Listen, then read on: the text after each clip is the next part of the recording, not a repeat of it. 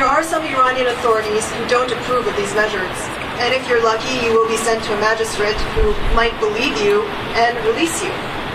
Who else can help? You think maybe God can save you, or at least keep you strong. You might think, I was only peacefully standing up for what I believed in. Why did this have to happen to me? If or when I get out of here, will I continue to pursue my rights even more courageously than before? Or should I lock myself away at home in the hopes that those thick dossiers that those interrogators have collected about me will keep from growing any fatter? Indeed, you may conclude it's safer to be silent and invisible than to risk getting into trouble like this again. You might feel alone, very alone. But you are not alone, and we are not in Iran. We are here in America or in places such as Europe, Asia, and Africa, where people are gathering for this global day of action. We have the freedom to speak out for those Iranians who are struggling to make their own voices heard. Why are we speaking out? Because although some people in different parts of the world might have different ideas of what it means to be free, we share many basic values, such as the right to freedom of opinion and expression, freedom of peaceful assembly and association, the right to be free from arbitrary arrest, the right to be presumed innocent until proven guilty according to the law. Why are we speaking out? Because many Iranian authorities do care what the world says about them. If they didn't, why would they monitor CNN and BBC 24 hours a day to see what these networks are saying about them? Why would they have created their own satellite TV stations to send their messages across the world? And why would they restrict foreign and local journalists and clamp down on access to the internet? Why are we speaking out? Because we know that remaining silent certainly won't help those Iranians who are being wronged. Maybe because we know that what happens in Iran today will affect not only its roughly 70 million people, but also generations of Iranians to come. Because Iran is an important nation, and what happens in Iran will affect the region, and what happens in the region will affect the world. Why are we speaking out?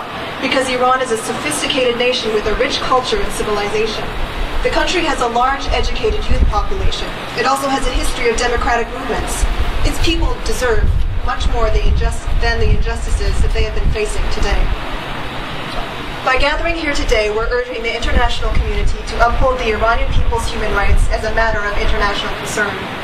We're also sending a message that we want the Iranian people's freedoms of assembly, expression, and press to be observed.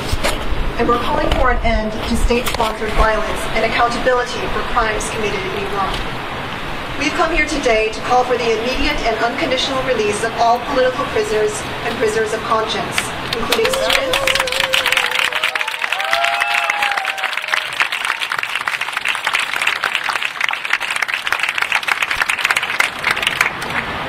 students, civil society activists, academics, and journalists.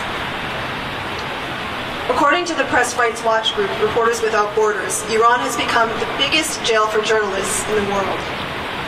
Many of these kinds of people were in Iranian prisons even before the June 12th election. Take, for example, Silva Haratonian, one of my former cellmates. She has been in jail for more than a year. She was an administrative assistant for a U.S.-Iran exchange program for health experts.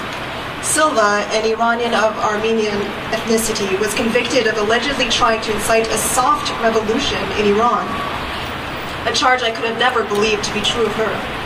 Her arrest was indicative of the approach that some Iranian hardliners have taken, claiming that practically anyone with any connections to the West is somehow trying to undermine the Iranian regime, when all people like Silva want to do is help their nation grow.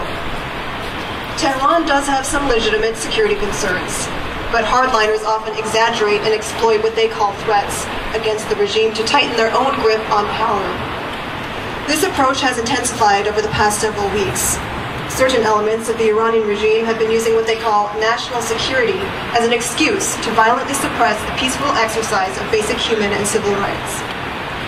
But violence cannot ensure national security. Batons and handcuffs might scare people into submission in the short run, but can never win their hearts and minds. This week, the person who gave that first account I told you about earlier said, the world must know this, that we, the Iranian People's Movement, will not stop until we succeed. Iran's future belongs to the Iranian people, he said, but he and many other Iranians want the world to stand in solidarity with their cause. And that's what we and people in more than 100 cities around the world are doing today. So let's continue to participate in events like this and letter-writing campaigns to Iranian officials. And in the media, let's keep this story alive. In these ways, we can echo the voices of millions of Iranians demanding greater freedoms and liberties, and we can give them hope. I learned of this power of international support when I was in prison, when I found out about the kinds of support I was getting from various individuals and groups around the world. And I was very fortunate for that support. It gave me strength and hope, and I realized I was no longer alone. To the people of Iran, we want you to know that you are not alone. You have a whole world of supporters behind you. We are watching, and we stand with you.